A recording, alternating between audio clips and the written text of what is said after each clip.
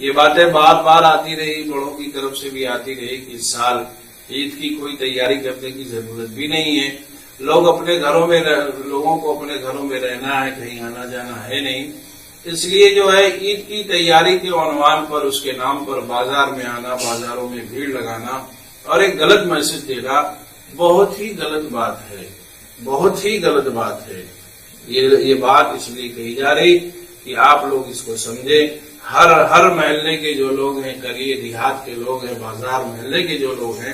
وہ بھی اپنے آس پڑوس کے لوگوں کو سمجھائیں کہ آپ بالکل بازار نہ جائیں، بازار جانے کی کوئی بھی ضرورت آپ کی نہیں ہے۔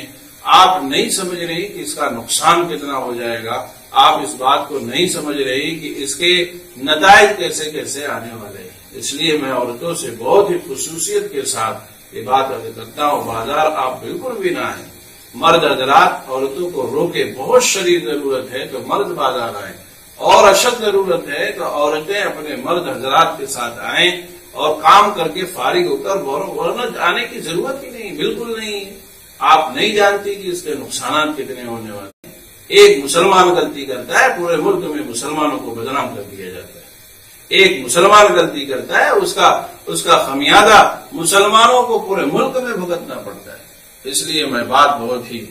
ادب کے ساتھ تمام لوگوں سے عرض کرتا ہوں کہ آپ لوگ اپنے اپنے محلے کا، اپنے اپنے قریے کا، اپنے اپنے گھر کا، اپنے اپنے خاندانوں کا خیال کیجیے،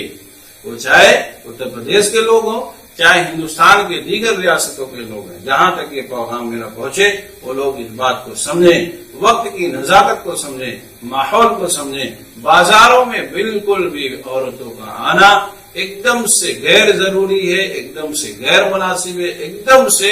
بے وقوفی والی بات ہے۔ ادباً اور بہت ہی دل سے یہ بات عرض کر رہا ہوں کہ بات سمجھیں، نزاکت کو سمجھیں، ماحول کو سمجھیں، حالات کو سمجھیے، اور بازار آنے جانے سے ایک دم گریز کیجیے، بازار بالکل بھی نہ آئیے۔